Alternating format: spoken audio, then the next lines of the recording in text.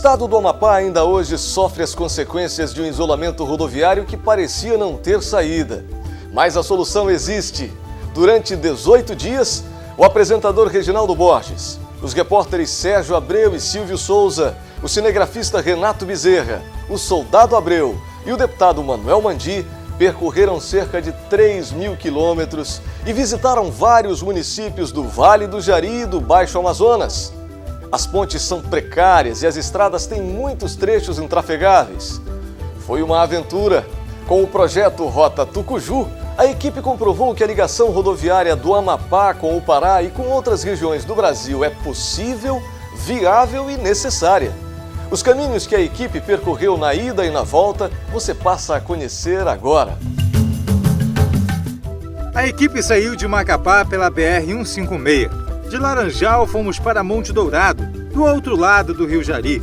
Pela PA-473 fomos para Munguba, de onde atravessamos para Vitória do Jari. Retornamos para Munguba e seguimos pela PA-473 até Almeirim. Já estávamos, portanto, no território paraense. Em Almeirim pegamos uma balsa.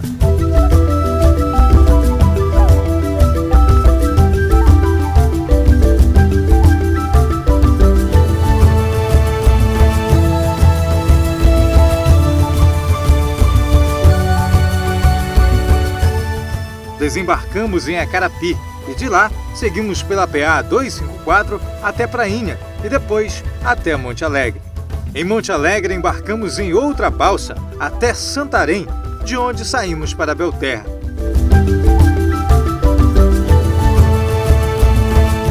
Retornamos a Santarém e de balsa a Monte Alegre. Aí fomos para Alenquer pela PA 254, de lá para Óbidos e Oriximiná.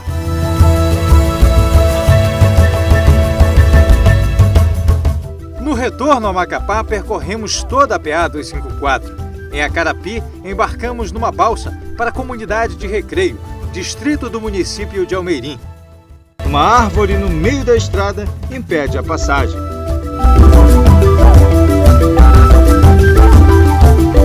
Duas horas depois, conseguimos retirar o obstáculo. Entramos na PA 473 e chegamos a Monte Dourado. Atravessamos o rio e estávamos de volta ao estado do Amapá.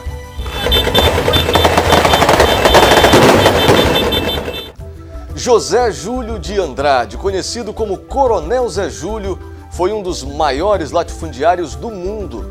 Era o dono do poder no Baixo Amazonas.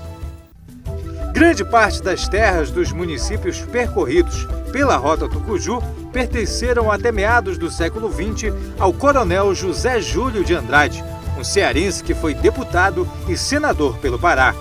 Suas terras atingiam cerca de 3 milhões de hectares. Ele era sócio do capitão Francisco Crispim de Andrade. O coronel e o capitão viraram figuras lendárias por causa do poder que tinham e das atrocidades que praticavam contra os seringueiros do Baixo Amazonas. Se viveu aqui antigamente em regime de escravidão, né? Acabou que era obrigado a produzir o que colocava naquela área. Se não produzisse, era expulso, surrado, às vezes até executado. Os avós contam que o coronel Zé Júlio fez muito isso? Isso é que era a tradição dele. Porque alguns contam que ele era um homem bom, que tratava todo mundo bem, mas bom, era... se fizessem da maneira dele, se não fizessem... Apanhava, surrava, era um trabalho quase que escravo, né? Com certeza. Aqueles pobrezinhos que não tinham para se manter, ele requeria. Ficar com ele, era compadre, comadre. Ele era bom para cada bom e ruim para gente ruim, mas ele não era muito bom não. Não? Não. Mas ele chegou assim a mandar contar gente, não, mandou matar, mandou surrar, mandava amarrar. Isso eu sei contar bem. Aqui tinha um tronco, bem ali embaixo tinha um tronco feito de acapô assim, dessa grossura. No pé do tronco era derramado, porque aqui dá muita formiga de fogo. E ele mandava botar sempre açúcar para conservar ali no pé do tronco. Sabe por que era isso? Por causa que só era ele que queria ser o mandão, né? Ele e o capanga dele. No final da década de 1940, as terras do Coronel Zé Júlio foram vendidas para um grupo de empresários portugueses.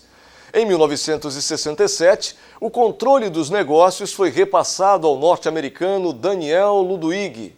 Agora, saiba um pouco mais a respeito dos municípios visitados pela equipe. A primeira escala da Rota Tucuju foi em Laranjal do Jari. A equipe conheceu um paranaense especialista na arte de assar, acari. Ele aprendeu a receita no Baixo Amazonas e vende até 700 unidades do peixe por dia. Em Laranjal, também visitamos 3 estacionamentos pouco convencionais e cada um tem capacidade para 2.500 bicicletas. Eles deixam, tem um vigia vigiando aqui a bicicleta, dando toda a segurança para os passageiros. Então eles deixam aqui trancado a bicicleta. Temos também, quando eles retornam, se está com o pneu seco, temos compressor para encher o pneu e retornar para sua cara com segurança. Segundo a prefeita Euricélia Cardoso, a ponte que vai ligar Laranjal do Jari a Almeirim em breve será realidade e já existem recursos para a construção. É um anseio já de muitos anos e nós estamos muito otimistas que vai acontecer. A gente estima que aproximadamente 2 anos e meio a gente já esteve aqui nesse mesmo local inaugurando a ponte. Em Vitória do Jari ficam as minas de caulim exploradas pela Cadan, empresa da companhia Vale do Rio Doce. É a maior mina de caulim do planeta. O minério é usado na fabricação de tinta, cosméticos, medicamentos e no revestimento de papel. A Cadan também é consequência do megaprojeto de Daniel Ludwig. Para explorar o caulim, a Vale do Rio Doce paga royalties, mas a Prefeitura de Vitória alega não ter informações sobre a quantidade que é retirada diariamente, nem sobre o preço do minério. Gente, está uma coisa assim muito obscura, ninguém sabe nada. Eu falo em relação ao município de Vitória do Jari. O crime do padre Amândio Pantoja, assassinado por ciúme e por uma tentativa de sedução que jamais ocorreu, é um fato marcante na história de Almeirim. O crime aconteceu em 1862. O consumo quase diário do acari é um traço da cultura do município. O acari é geralmente assado e servido com farinha d'água, limão, sal, tucupi e pimenta. A agricultura e a pecuária representam a base da economia de Monte Alegre. A cidade tem piscinas térmicas com águas sulfurosas. Mesmo com a cor estranha, as águas são medicinais. Recentemente, o Ministério da Defesa colocou para funcionar em Monte Alegre uma das mais modernas hidroviárias da Amazônia. Um ponto de referência na cidade é o prédio da Biblioteca Municipal. Dizem que o prédio já foi uma igreja e que serviu de túmulo para um casal de espanhóis. Segundo dados do IBGE, em 1996, o município de Prainha tinha uma população estimada em 21.484 habitantes. Um ano depois, o número havia caído, eram somente 20.770 habitantes. Em Prainha, passamos pela comunidade de Vista Alegre do Cupim. A comunidade não dispõe de água tratada, nem de energia elétrica. Os moradores vivem da agricultura e enfrentam sérios problemas com a grilagem de terras. Olha, sempre é assim, né? O povo já está acostumado nessa situação aqui, e aí cada qual vai dando o jeito dele, de viver assim conforme Deus quer, né? A Rota Tucuju também passou por Santarém, Belterra, Alenquer, Óbidos e Oriximiná.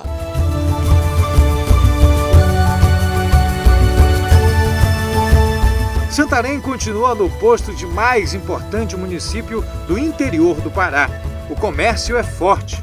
Além do turismo, o município aposta agora no setor de agronegócios, especialmente na exportação de soja e arroz.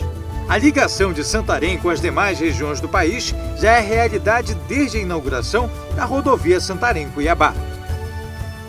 A Santarém-Cuiabá pode ser considerada a estrada do futuro pelos amapaenses.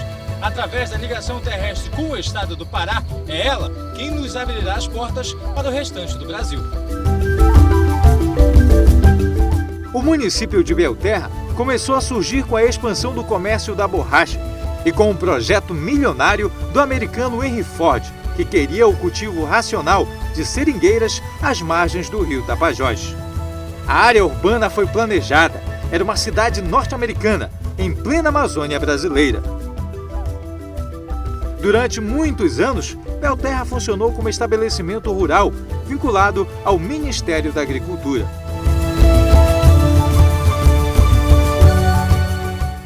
Em Alenquer, a equipe que fez a Rota Tucuju encontrou seu Valdinor Marques, filho de um ex-prefeito do município. Ele levou a equipe para conhecer o local onde nasceu Janari Nunes, o primeiro governador do Amapá. Alenquer só deixou de pertencer a Santarém em 1949. Os carros de boi ainda fazem parte da paisagem, inclusive na área central da cidade.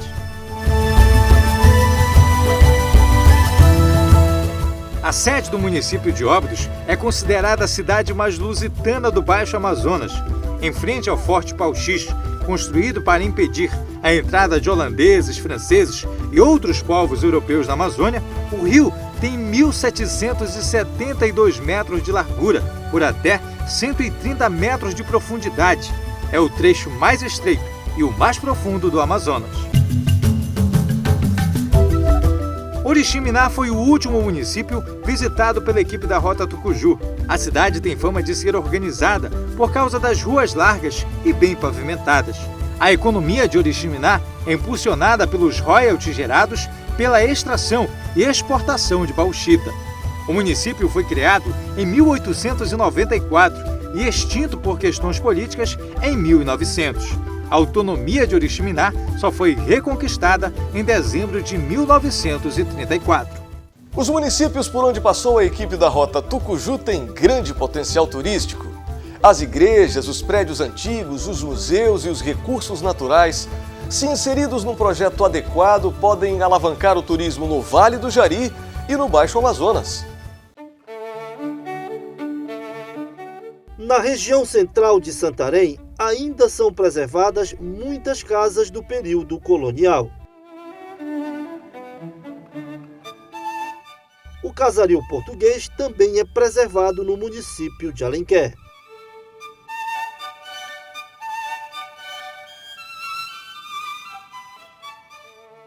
Na companhia de seu Valdinor Marques, nossa equipe visitou as casas da parte central da sede do município, o prédio da Escola Fulgêncio Simões e o da Prefeitura. Porém, a mais portuguesa do Baixo Amazonas é a cidade de Óbidos.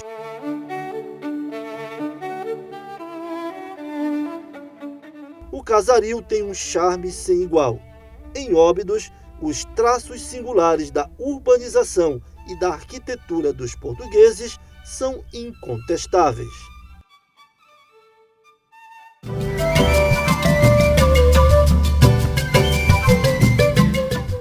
No caminho para a morada dos deuses, o visitante atravessa parte da zona rural de Alenquer.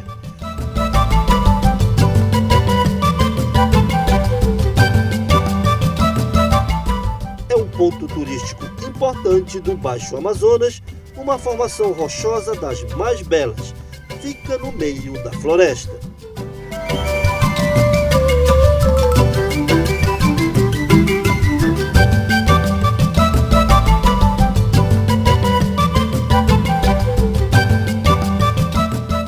No município de Almerim, a equipe parou para conhecer o Mirante do Bituba.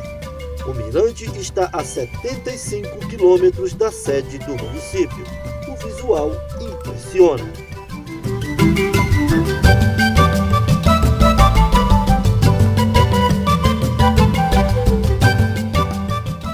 Outra formação rochosa importante é o sítio Hererê Paituna, em Monte Alegre. O sítio é rico em pinturas rupestres e é formado pelas cavernas da Pedra Pintada e Itatu-Paoca, Pedra do Mirante e Serra da Lua, que tem cerca de 300 metros de altura. Existe aqui na Serra do Hererê, a mais de 200 metros de altura, um mistério que ainda não foi revelado, apesar de pesquisas arqueológicas estarem sendo desenvolvidas ainda, mas ainda muito a saber sobre estes povos primitivos que habitaram a nossa região há milhares de anos.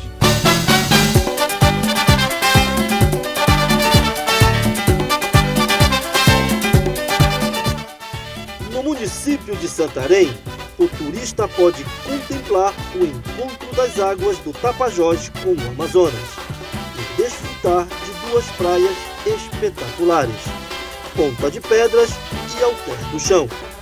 São visitas, no mínimo, obrigatórias. Turismo hoje é a melhor indústria do mundo, é a única indústria limpa que realmente movimenta milhões e milhões de dólares. Como Santarém está na rota dos cruzeiros, então por isso essa valorização toda. E que Macapá também nós poderemos também construir tudo isso. Está faltando realmente é se estruturar o Estado para que possa se fazer uma ampla divulgação e mostrar para os turistas que Macapá é viável para se passear, para se passar um final de semana.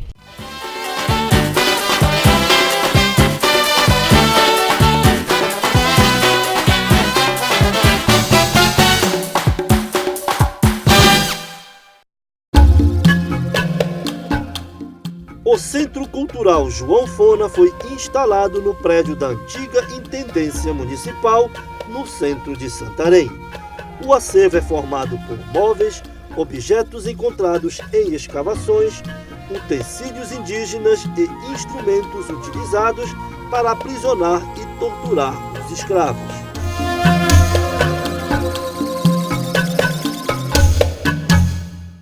Estou tentando reativar a casa de uma outra maneira, não deixar só cerâmica, porque é Centro Cultural João Fona, onde se dá prioridade a peças e objetos e a história de Santarém.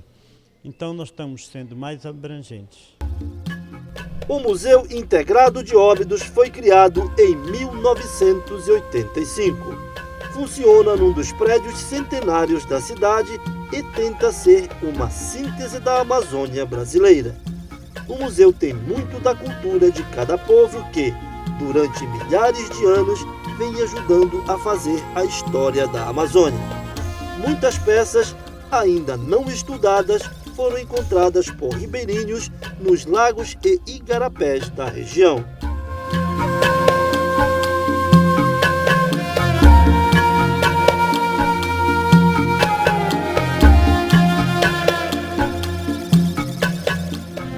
Inaugurado em 1909, o Quartel General Rujão é um dos poucos prédios de Óbidos que não seguem as tradições portuguesas. É fruto da arquitetura francesa. O quartel foi desativado em 1967. Deu lugar a um centro cultural com biblioteca, salões de exposições e auditório para eventos.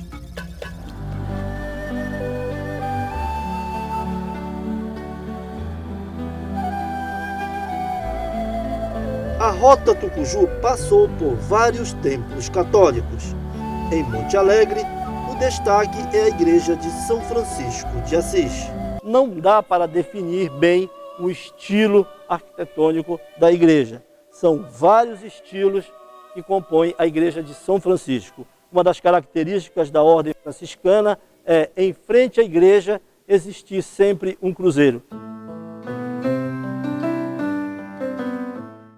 Reinaugurada em 1872, é uma herança dos colonizadores.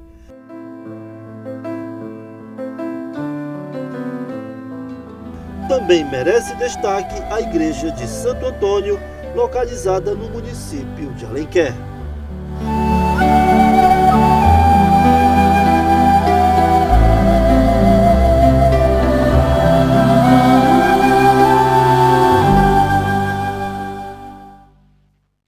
Como você viu, a região tem grande potencial que pode ser traduzido em emprego e melhoria da qualidade de vida de milhares de famílias que moram no Amapá e no Pará. Nós vamos sair mesmo do isolamento? As pontes necessárias serão construídas? As estradas serão pavimentadas para que a produção agrícola chegue ao seu destino? Veja o que dizem parlamentares, prefeitos dos municípios interessados na questão, o presidente da Associação Empresarial e Comercial de Santarém e os governadores Valdez Góes e Simão Jatene.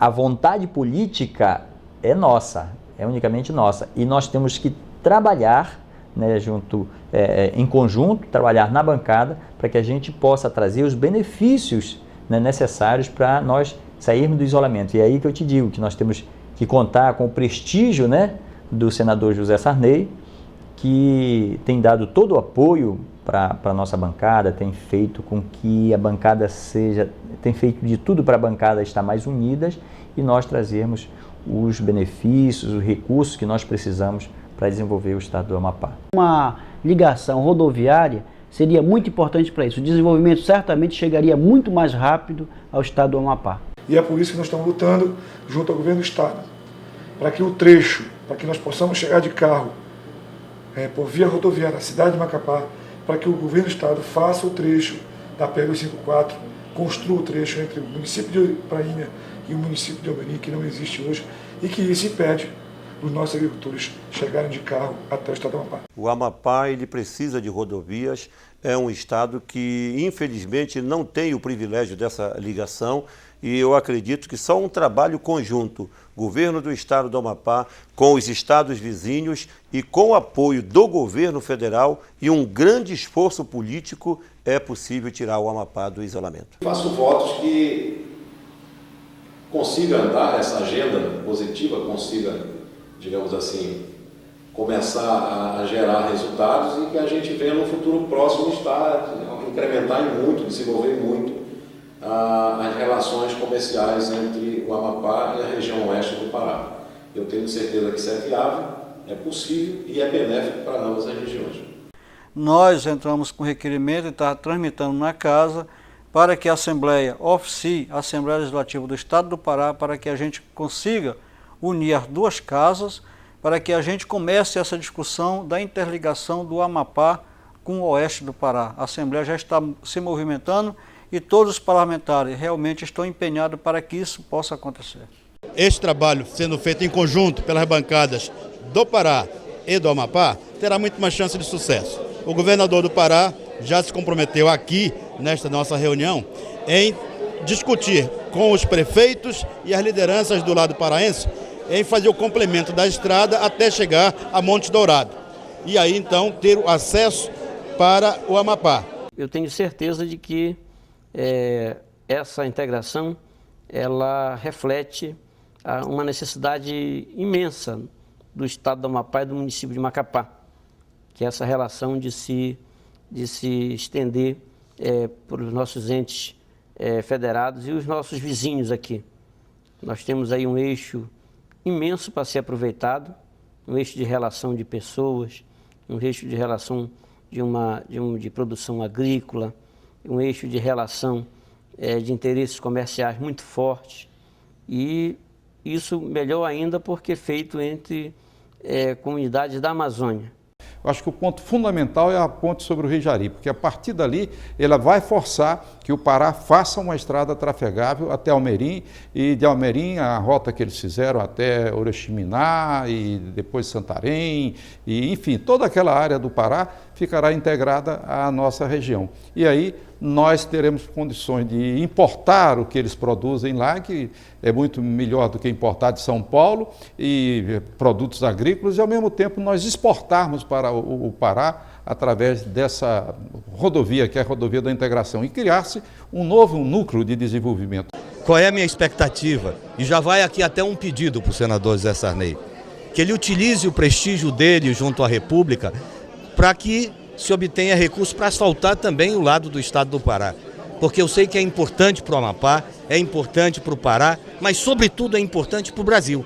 Então esse é o nosso desejo.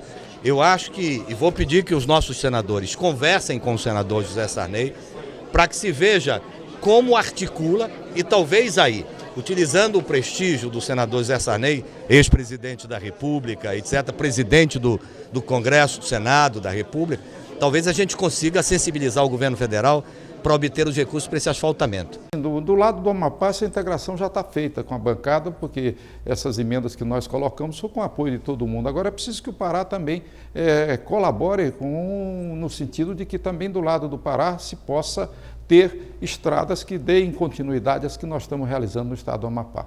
Agora mesmo eu ouvi o governador Jatene dizendo que o que precisa é que os senadores do Pará e a bancada do Pará tenham o mesmo dinamismo que nós tivemos em relação ao que fizemos aqui no Amapá. A equipe da Rota Tucuju não estava preocupada apenas com as reais possibilidades de ligação rodoviária do Amapá com as demais regiões brasileiras.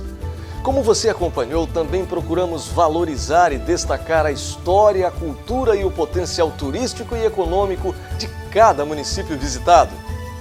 Esperamos que a questão entre na pauta de discussões e que passe a ser, de fato, uma prioridade regional. Obrigado por sua atenção.